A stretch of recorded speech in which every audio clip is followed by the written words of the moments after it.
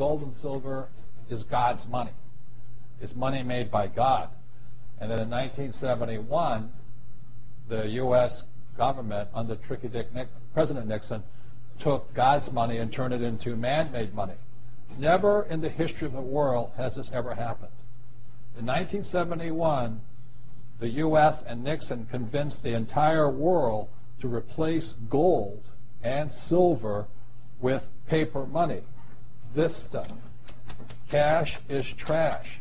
So the reason we have so much volatility in the world today is historically, since the time of the Romans and the Greeks and the French and the English and the Germans, every time they have taken God's money, like silver here, and replaced it with man-made money, there's been economic volatility.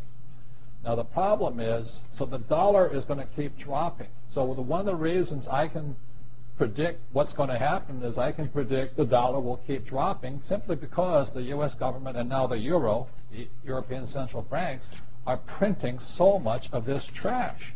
So you'll see gold going up in price, oil going up in price, real estate going up in price, because this is trash. So that's what happened in 1971. It's happened throughout history. And the reason this current election doesn't make any difference is the only person that can put this back in place is a strong, charismatic leader. People like Julius Caesar, Napoleon. That's why they were such great leaders, was they actually replaced this with this. So there will be more this printed than ever before, which means the dollar keeps coming down and other things keep going up. And that's really what's going to happen. It's predictable. And eventually this will go to its true worth, zero. So all of you savers out there and people trying to save this trash, you're going to lose big time. To me, I've been saying this for a number of years now, silver is the biggest opportunity I have ever seen, bigger than real estate, bigger than anything else. And silver, as we're talking today, 2008, is about $15 an ounce. Mm-hmm.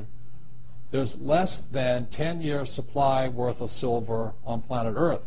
The difference between gold and silver is gold is hoarded, silver is consumed.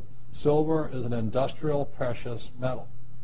It is used in cell phones, telephones, computers, electric lights, everywhere. The more information age we become, the more we use silver. And what Michael is saying is that stockpile is at all-time lows, and they're not discovering much more. Poland has about 25% of the world's silver, so you can buy real estate silver in Poland. But anyway, so when people say, Mexico too. Yeah, where am I investing? I say I'm investing in the world. I say, what do you mean by that? It says I'm investing in a metal that is consumed throughout the world. So I buy a little gold, but I've been buying silver. Kim and I have been buying silver since it was about $4 an ounce.